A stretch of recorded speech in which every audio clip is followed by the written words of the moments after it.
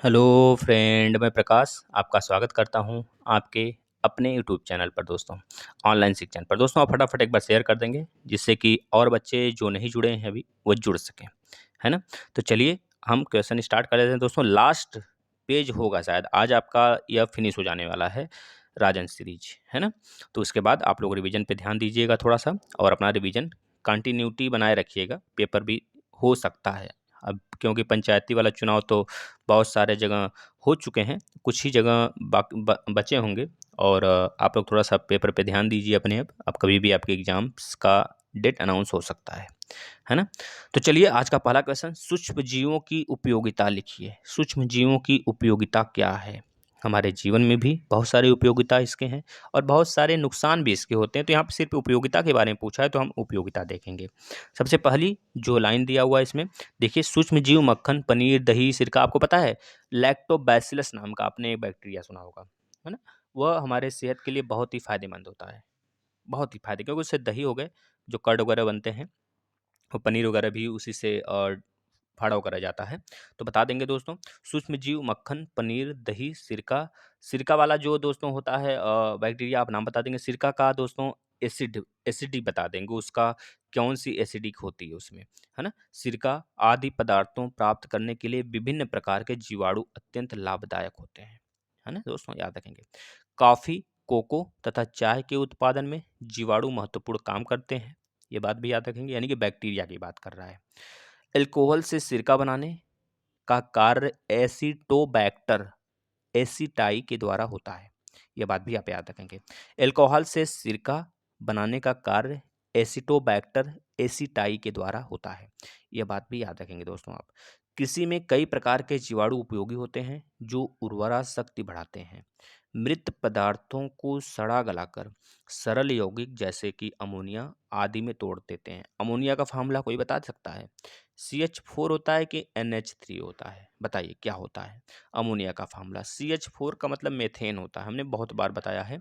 और NH3 का मतलब होता है अमोनिया, जो कि एक तरह से दोस्तों हमारे शरीर से भी अमोनिया ही पदार्थ निकलता है जब हम लोग के दोस्तों यूरिन के माध्यम से जब निकलता है ना, तो यूरिया हो गया, अमोनिया हो गया, ये सारे जो तत्व होते हैं वो निकलते हैं, जो बदबू बहुत ज़्यादा करता है शौचालय वगैरह में, यह अमोनिया ही होता है ना मित्रों, याद रखेंगे। उत्तल दर्पण के द्वारा किस प्रकार का प्रतिबिंब बनता है, इसको बता देंगे। देखिए उत्तल दर्पण, अवतल दर्पण, उत्तल लेंस, अवतल लेंस, विधिवत पढ़ना है आपको। हर जगह यह फायदा करने वाला है, हर जगह, चाहे जिस भी आप सोसाइटी में बिलोंग करते हो, स्टडी से रिलेटेड हर जगह आपको यह फायदा करेगा। तो आप उत्तल दर्पण और अवतल दर्पण के प्रतिबिंब कैसे बनते हैं, किस प्रकार के बनते हैं, आपको समझाया गया विधिवत, इसमें भी बता देंगे। उत्तल दर्पण से हमेशा याद रखेंगे दोस्तों, इसमें जो होता है उत्तल दर्पण में डाइवर्जेंट इमेज बनते हैं, है ना। मतलब कि यहाँ की इसको डाइवर्जेंट मिरर के नाम से भी जानते हैं, है ना, याद रखेंगे दोस्तों। क्योंकि इसमें जो रेज होते हैं जब स्ट्राइक करते हैं हमारे मिरर पे, तो ये फैल जाते हैं, यानी कि यह मिलते हुए सिर्फ प्रतीत होते हैं। इसमें एक प्रकार का प्रतिबिंब बनता है, वो भी आभासी बनता है ना, आभासी, और वस्तु से छोटा बनता है और दर्पण के ही ओर बनता है, मतलब कि जो वस्तु होती है उसी के तरफ ही बनता है। ये बात याद रखेंगे मित्रों, ये बात दर्पण के ही तरफ बनता है। रियल में अगर देखा जाए दोस्तों तो सॉरी, एक गलती हो गई, दर्पण के पीछे बनता है, मतलब कि अगर देखा जाए तो बनता हुआ सिर्फ यह प्रतीत होता है ना, दर्पण के पीछे बनेगा दोस्तों, ये दर्पण के पीछे बनता है। और जो आपका अवतल दर्पण होता है उसमें 6 प्रकार के प्रतिबिंब बनते हैं। कितने प्रकार के? 6 प्रकार के। सिर्फ लास्ट वाला जो प्रतिबिंब उसमें होता है, जो इसमें कि फोकस और पोल के बीच में हम, यानी कि ध्रुव के बीच में जब हम वस्तु रखते हैं, तो उसमें क्या होता है, जो वस्तु होता है छोटा होता है कंपेयर टू प्रतिबिंब के। उसमें जो प्रतिबिंब होता है वह उससे बहुत बड़ा आभासी बनता है और सीधा बनता है। सिर्फ एक ही कंडीशन होता है अवतल दर्पण में। अवतल दर्पण को हम क्या कहते हैं? अभिसारी दर्पण, यानी कि अभिसारी दर्पण के नाम से कहें, या फिर दोस्तों कन्वर्जेंट मिरर के नाम से उसे जानते हैं। इतनी बातें आप याद रखेंगे, है ना। चलते हैं, देखिए L1, L2, F1, F2 ये सब लिखा है। जैसे कि L1 हो गया तो देखिए यहाँ पे दर्पण का तो बात किया है लेकिन लिखा है लेंस में, इस वजह से इस सीरीज से बिल्कुल पढ़ाने का मन ही नहीं करता है दोस्तों। ये क्या है, जो टीचर रट्टू तोता होंगे, वो पढ़ के बता देंगे, है ना? पढ़ के सुना देंगे आपको और आप लोग पढ़ भी लेंगे क्योंकि सीरीज़ में लिखा है ना, तो आप सीरीज़ में लिखा हुआ सही मानेंगे। लेकिन पता है, हर सीरीज़ सही नहीं होती है। इतना दिमाग से आप सोचिए, बहुत सारी गलतियाँ थी इसमें, जो हमने सुधार कर आपको बताया है। जो बच्चे लास्ट तक बने हैं, स्टार्टिंग से जब से पढ़ाया जा रहा है, वो बच्चे जानते होंगे। हमने बहुत ही सुधार किया दोस्तों, इसमें बहुत ही गलतियाँ हैं। कह लीजिए अगर अगर हमने इसमें 20% तो हम सुधार किए हैं खुद, है ना दोस्तों? तो आप इस तरह कभी रट्टू तोते की तरह नहीं पढ़ेंगे और थोड़ा-सा ध्यान दे के पढ़ेंगे, तो आप अगर थ्योरी पढ़े होंगे तभी जाके आप करेक्ट कर पाएँगे, नहीं तो फिर वही भटकेंगे, है ना? वही लिख कर आएँगे, आपका नंबर कटेगा तो फिर आकर कहेंगे सर नंबर कैसे कट गया? आप सही तो पढ़े थे, तो हम थोड़े पढ़ाए थे आपको, ऐसे बोलेंगे तो हम यही कहेंगे ना हम थोड़े पढ़ाए थे। चलिए 72 क्वेश्चन का आंसर देख लेते हैं, यानी कि आज का तीसरा क्वेश्चन। ग्रीन हाउस गैसीय प्रभाव का धरती के बढ़ते तापमान से क्या संबंध है? ना दोस्तों, इसके बारे में हमने विधिवत आपको बताया था। हमने 2 आपको वैश्विक स्तर पर संगठन के रूप में बताया था आपको 2। एक क्योटो प्रोटोकॉल था, एक मॉन्ट्रियल प्रोटोकॉल था। जो क्योटो प्रोटोकॉल था, वह जापान में हुआ था दोस्तों, और जो मॉन्ट्रियल प्रोटोकॉल था, वो कनाडा में हुआ था, है ना? ये हमने आपको बताया था दोस्तों। जो मॉन्ट्रियल प्रोटोकॉल है दोस्तों, वो ओज़ोन गैस के संरक्षण से रिलेटेड है। जो ओज़ोन लेयर है ना, उसके संरक्षण से रिलेटेड है। और जो आपका क्योटो प्रोटोकॉल है, वो ग्रीन हाउस गैस के इफ़ेक्ट से रिलेटेड है। आपके जो धरती का टेम्परेचर दिन प्रतिदिन बढ़ता जा रहा है ना? बहुत सारे प्रदूषण वगैरह निकल रहे हैं, तो इसका बढ़ेगा ही। जैसे कि इंडस्ट्रीज़ वगैरह बहुत ज़्यादा हैं, और अगर देखा जाए दोस्तों, तो हम लोग भी अपने घर से अपमार्जक के रूप में बहुत सारे प्रदूषण को एनवायरनमेंट पे फेंकते रहते हैं हमेशा, तो वहाँ से भी बहुत सारे प्रदूषित पदार्थ निकलते हैं, हमारे एनवायरनमेंट को गंदा करते हैं, जैसे सीएफसी, क्लोरोफ्लोरोकार्बन। इस पे तो रोक लगा था, लेकिन जैसे ही उस पे रोक लगा, तैसे हम लोग, क्योंकि ह्यूमन प्रजाति एक कह लीजिए दोस्तों, बहुत ही कहा जाता है कि बिल्कुल एनवायरनमेंट को गिराने पे तुल चुकी है, एनवायरनमेंट को ख़त्म करने पे तुल चुकी है। जैसे उसको पता चला सीएफसी बंद हो चुका है, उन्होंने उसी के रूप में दूसरा निकाल लिया, जिसे बोला गया फ्रेऑन गैस, जो हम लोग के फ्रीज़र वगैरह में, जो हम लोग के कह लीजिए कि जो हम लोग का रूम क्लीनर वगैरह होता है, उसमें यूज़ होता है ना? तो वह भी एक तरह से बहुत हानि होता है दोस्तों। तो याद रखेंगे, सूर्य से प्रतिदिन बृहद मात्रा में ऊर्जा ग्रहण करता है। कौन दोस्तों? Green house gas. याद रखेंगे, जिसकी अधिकांश भाग लगभग इसी वेग से पुनः इंफ्रारेड किरणों के रूप में उत्सर्जित कर दिया जाता है। इस प्रकार पृथ्वी को ऊर्जा और ताप का संतुलन बना रहता है। वायुमंडल में उपस्थित कार्बन डाइऑक्साइड और जल वाष्प, दोस्तों यही 2 फैक्टर जो होते हैं, हमारे कह लीजिए कि पृथ्वी के टेम्परेचर को बढ़ाने में बहुत ही महत्वपूर्ण इनका रोल होता है। यह दोस्तों इंफ्रारेड किरणों को शोषित करके किरणों को कुछ भाग पृथ्वी के पृष्ठ को पुनः उत्सर्जित कर देते हैं, जिससे पृथ्वी का ताप बढ़ जाता है। इसे हरित गृह प्रभाव कहते हैं। हरित गृह प्रभाव क्या होता है? इसे ग्लोबल वार्मिंग के भी नाम से जानते हैं। और इसमें ही दोस्तों आपको पता है, इसमें एसिड रेन आपने पढ़ा होगा, जो आपके ताजमहल को पीला कर दे रहा है। SO2 N2O, नाइट्रस ऑक्साइड और सल्फर डाइऑक्साइड, यह हो गया। और कार्बन डाइऑक्साइड का बिल्कुल महत्व रोल होता है इसमें। तो यह सब हो गए जो कि हमारे इन्वायरमेंट में जितने भी हमारे मॉन्यूमेंट्स वगैरह हैं, सबको गंदा कर दे रहे हैं। और उसको संरक्षण के लिए भारत सरकार ने बहुत सारे कानून तो बना रहे हैं। जैसे मथुरा के आसपास देखेंगे तो बहुत सारे कंपनियां थीं, अभी हैं भी फिलहाल में, तो वहाँ से आगरा जो आपका बहुत पास में है, तो आगरा में बहुत सारे मतलब आगरा में ताजमहल से बहुत सारे मॉन्यूमेंट्स वगैरह हैं, तो उसको सुरक्षित करने के लिए मथुरा से जितनी कंपनियां थी, भारत सरकार ने उसे स्थानांतरित कर दिया कहीं दूसरे जगह, है ना? तो याद रखेंगे, पृथ्वी से वापस लौट रही जो सूर्य की किरणें होती हैं दोस्तों, उनके द्वारा पृथ्वी एवं उसके वायुमंडल को गर्म किया जाना हरित गृह प्रभाव कहलाता है। आजकल वनों को जो कटाई हो रही है, जीवाश्म ईंधन जो हम लोग, पता है दोस्तों, जीवाश्म ईंधन तो आने वाले समय में बचेगा ही नहीं। जो हम लोग अंधाधुंध उसका यूज़ कर रहे हैं जितनी स्पीड से ना, उस स्पीड से लग रहा है कि बचेगा नहीं। और जैसे-जैसे ग्लोबल वार्मिंग बढ़ रहा है, तो एल नीनो का प्रभाव बढ़ रहा है। एल नीनो दोस्तों एक ऐसा हवा, मतलब कह लीजिए एक आपका करंट है दोस्तों, जो कि बड़े-बड़े जो हम लोग के भारत में एंट्री करता है, वो दक्षिण से एंट्री करता है। दक्षिण पश्चिम से एंट्री करता है, और बिल्कुल गर्म होता है दोस्तों, जो कि हमारे ग्लेशियर वगैरह को पिघलाने की बिल्कुल शक्ति रखता है। एल नीनो और आपने पढ़ा होगा एक ला नीनो। ला नीनो जो होता है दोस्तों वो ठंडी हवाएँ होती हैं जो कि ध्रुवों से भूमध्य रेखा की तरफ चलती हैं। और जो एल नीनो होता है दोस्तों वह भूमध्य रेखा से ध्रुवों की तरफ चलती हैं। ये ठंडी ये गर्म हवाएँ होती हैं जो कि हमारे ग्लेशियर वगैरह को पिघलाने का बिल्कुल ताकत रखती हैं। है ना? इतनी बातें आप यहाँ से याद रखेंगे दोस्तों। चलते हैं नेक्स्ट क्वेश्चन की तरफ। रॉकेट के उड़ने का सिद्धांत संक्षेप में समझाइए। न्यूटन के गति विषयक तृतीय नियम के पर आधारित है। ये चीज़ें याद रखेंगे दोस्तों। रॉकेट के अंदर ईंधन चलता है। वह कौन सा ईंधन होता है? अच्छा आप बता सकते हैं तो बता दीजिएगा। आगे नहीं तो हम ज़रूर बताएँगे। जिससे बहुत अधिक मात्रा में गर्म गैसें उत्पन्न होती हैं, जो रॉकेट के पीछे बने छोटे छिद्र से अत्यधिक वेग से जेट के रूप में बाहर निकलती हैं। ये गैसें क्रियाबल के कारण बाहर निकलती हैं। इसके विपरीत वह बराबर प्रतिक्रिया बल के कारण रॉकेट आगे बढ़ता है। इसे ही कहते हैं क्या दोस्तों? बता देंगे? ऊर्जा संरक्षण का नियम कहते हैं इसे। क्या कहते हैं इसे? इसे ही कहते हैं क्रिया प्रतिक्रिया का नियम। इसे ही कहते हैं। इसे ऊर्जा संरक्षण का नियम कहते हैं। जो बताएगा बंदा वो बिल्कुल बेस्ट होगा। देखते हैं कौन बताता है। न्यूटन की गति विषयक तृतीय नियम पर जब आधारित इन्होंने बोल दिया है तो जाहिर सी बात है क्रिया प्रतिक्रिया का ही नियम होगा। मतलब कि एक्शन के विपरीत रिएक्शन होगा। है ना? जिस तरफ यह एक्शन अपना करेगा उसके विपरीत यह रिएक्शन भी होता है। है ना? जैसे कि आप जब चलते हैं तो पैर को दबाते हुए चलते हैं। क्यों? अगर पैर को दबाएंगे नहीं तो आप चल ही नहीं पाएंगे। इसे कहते हैं घर्षण के कारण आप चलते हैं। स्थैतिक घर्षण होता है जो सबसे पावरफुल होता है। उसके बाद दोस्तों आ जाता है सर्पीय घर्षण। फिर उसके बाद होता है लोटनी घर्षण। सबसे पावरफुल होता है स्थैतिक घर्षण। है ना? मतलब स्टैटिक जिसे हम बोलते हैं।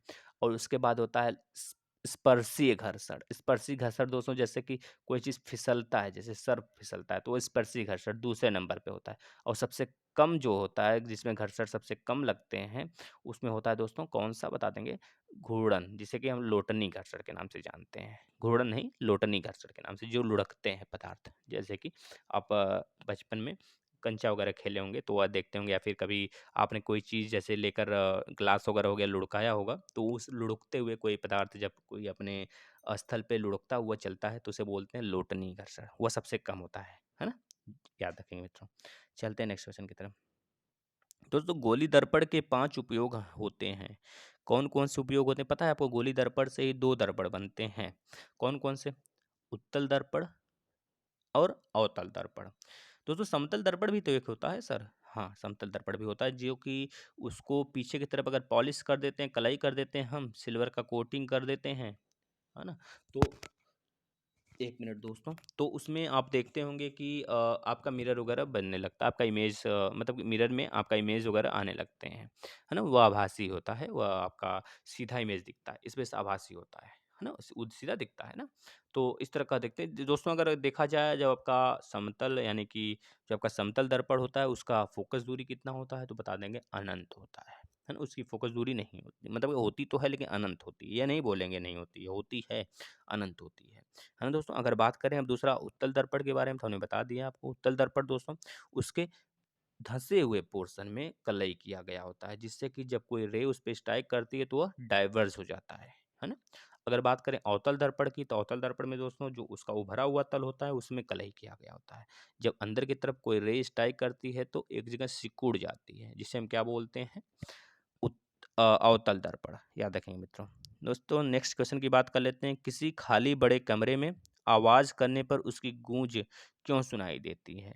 तो वह प्रतिध्वनि के कारण सुनाई देती है, सिर्फ इसका फंडा यही है, उसे हम गूंज कहते हैं, है ना? इसको आप सुन लेंगे जिसमें कि क्या होता है जैसे कि प्रकाश रेज़ जो होती है अगर वो लड़ती है तो आपस से टकराकर आपको उसी रास्ते से चली जाती है, जैसे कि उसी एंगल पर, उसी रास्ते से नहीं, अगर वो अविलंब से टकराएगी तो उसी रास्ते से निकलेगी।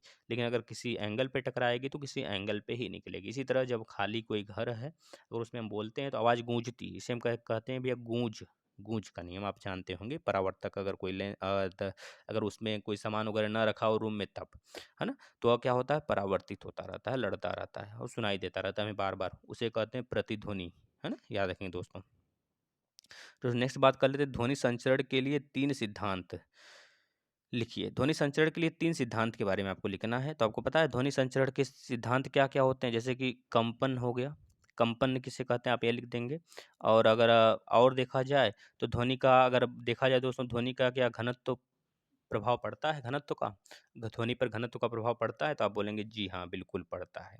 घनत्व अगर बढ़ जाता है तो तो उसमें क्या होता है, अधिक घनत्व जब रहता है तो वायु संपीड़न, आप कहते हैं ना संपीड़न और विरलन, जब घनत्व अधिक होगा तो पता है आपको क्या होगा, ध्वनि का जो मान होगा दोस्तों वो कम संचरण करेगा। अगर विरलन होगा तो ज़्यादा ध्वनि संचरण करेगी। जैसे कि दूसरा फैक्टर की अगर बात करें दाब, ध्वनि पर दाब का कोई इफ़ेक्ट नहीं पड़ता, ये बातें बता देंगे। ध्वनि पर मॉइस्चर का क्या इफ़ेक्ट पड़ता है? तो बोलेंगे हाँ, मॉइस्चर का इफ़ेक्ट पड़ता है। अगर मॉइस्चर बढ़ेगा तो ध्वनि की स्पीड बढ़ेगी, अगर मॉइस्चर घटेगा तो ध्वनि की स्पीड घटेगी। जैसे आप ठंडी के दिनों में देखते होंगे दूर तक आवाज़ जाती है ना? तो उसमें मॉइस्चर बहुत ज़्यादा हमारे एनवायरनमेंट में होते हैं, मॉइस्चर होते हैं हमारे एनवायरनमेंट में नहीं, उसमें कहाँ इन मॉइस्चर होते हैं। हम तो खुद मॉइस्चर वाली क्रीम लगाते हैं अपने स्किन को, मॉइस्चर अपने स्किन को सेफ प्रदान करने के लिए। तो उसमें मॉइस्चर होते नहीं है तो उसमें ध्वनि आपका कम ट्रैवल करेगी ना, समझ रहे हैं कि ठंडी के दिनों में आपकी ध्वनि कम ट्रैवल करती है क्योंकि मॉइस्चर्स नहीं होते हैं। लेकिन गर्मी के दिनों में आप देखते होंगे दूर तक आपकी आवाज़ जाती हो, तो उस समय आपकी जो वायु होती है सघन होती है ना? तो इस वजह से आपकी सॉरी विरल होती है। तो उस इस वजह से आपकी आवाज़ जो होती है काफ़ी दूर तक सुनाई देती है ना मित्रों? फैली हुई होती है। और एक होता है ताप, अगर ताप बढ़ाएँगे तो ध्वनि की स्पीड बढ़ेगी, अगर ताप घटाएँगे तो ध्वनि की स्पीड घटेगी। लेकिन दाब पर कोई इफ़ेक्ट नहीं पड़ता, ये चीज़ ध्यान रखिएगा। मीथेन को मार्स गैस क्यों कहते हैं? जैसे आपको पता है मीथेन को मार्स गैस क्यों कहते हैं? तो आप बता देंगे CH4 जो होता है दोस्तों ये मीथेन का फ़ॉर्मूला होता है। ये मार्स गैस जैसे कि आपने सुना होगा जो गोबर प्लांट्स वगैरह गाँव में वगैरह उगते हैं रहते हैं, तो वही एक आपका मार्स गैस के रूप में काम करता था। प्राकृतिक गैस तथा सेल कूपों से निकलने वाली गैसों में पाई जाती है यह। मीथेन प्राकृतिक में दलदली स्थानों में भी पाई जाती है, जैसे कि चावल के खेत में हो गया। आपके पता है चाय का जो कहवा का खेत होती है उसमें भी पाए जाते हैं, है ना?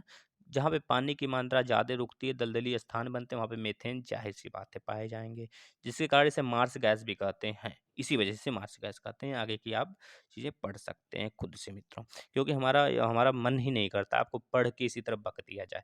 पढ़ने का कुछ सेंस ही नहीं निकलेगा कि जब तक आपको समझ में नहीं आए। समझ में आ गया तो आप खुद अपने से लिख लेंगे, बस यही बहादुरी होती है।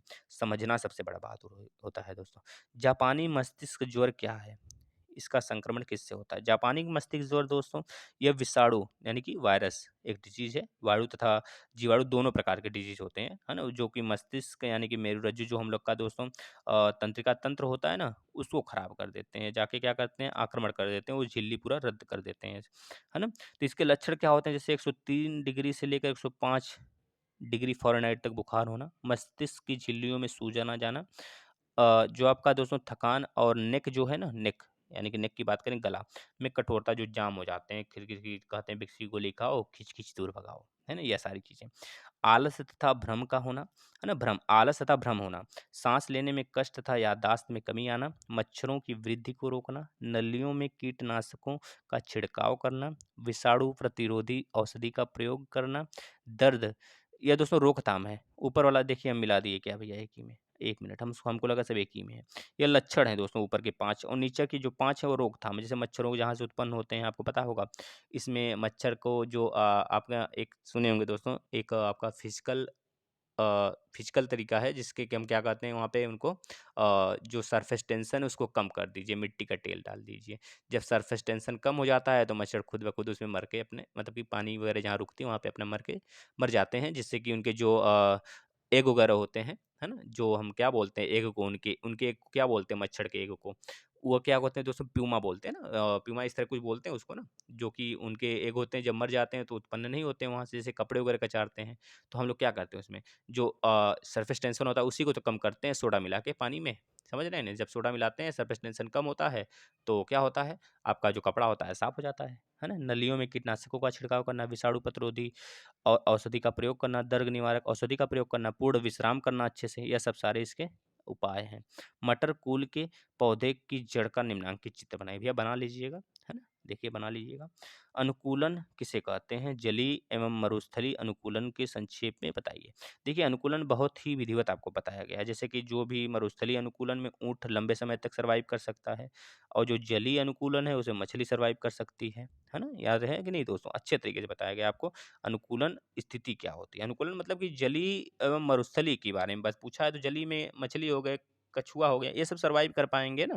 और जो मरुस्थलीय है वहाँ पे ऊँट लंबे समय तक सर्वाइव कर पाएगा, क्यों? क्योंकि बना पानी पीने उसका जो कुबड़ होता है दोस्तों उसमें बहुत ज़्यादा वसा होती है। इस वज़ह से उसको भूख तो लगता बहुत कम है और उसकी पानी जो होती है दोस्तों उसको पानी प्यास वगैरह भी बहुत कम लगते हैं। उसके पैर गद्दीदार होते हैं। दोस्तों लास्ट क्वेश्चन आज का, कार्बनिक रसायन का क्या अभिप्राय है? कार्बनिक यौगिकों में श्रृंखलन की विशेषता का उदाहरण सहित समझाइए। तो इसको अच्छे से आप देख लीजिए। कार्बनिक यौगिकों की अधिक खोज और शोध करने पर यह ज्ञात हुआ कि अनेक यौगिक वनस्पतियों तथा जंतुओं दोनों ही में समान रूप से पाए जाते हैं। अतः जंतु पदार्थ और वनस्पति पदार्थों का पृथक रखना निरर्थक सिद्ध हुआ। परंतु इस समय भी यह आवश्यक समझा गया कि खनिज पदार्थ और जीवित पदार्थों से प्राप्त यौगिकों का अध्ययन पृथक पृथक किया जाए। उस समय यह विश्वास किया था कि जंतु पदार्थ तथा वनस्पति पदार्थ प्रयोगशाला में नहीं बनाए जा सकते हैं दोस्तों। यह बातें हैं, आप इसको लिख सकते हैं अपने से और थोड़ा सा पढ़ लेंगे। इसमें कुछ ज़्यादा कुछ नहीं दोस्तों, ऑर्गेनिक और इनऑर्गेनिक केमिस्ट्री है बस, और कुछ नहीं इसमें है ना। बस वही चीज़ है दोस्तों, और आप इसे ज़्यादा से ज़्यादा शेयर करिएगा और दोस्तों अपना सेहत का ध्यान रखते रिवीजन भी करिएगा, है ना। चलिए दोस्तों, और कुछ बच्चे हैं जो कि बोल रहे थे सर क्वेश्चन वगैरह दे रहे हैं व्हाट्सअप पे कि सर एक क्वेश्चन बताइएगा। दोस्तों टाइम मिलेगा तो ज़रूर बताएंगे, है ना। इसमें थोड़ी सी व्यस्तता बहुत ज़्यादा है ना। तो आप लोग बिल्कुल निश्चिंत रहिए, ज़रूर ज़रूर सारी चीज़ें होंगी, आप लोग बस पढ़ते रहिए। धन्यवाद मित्रों।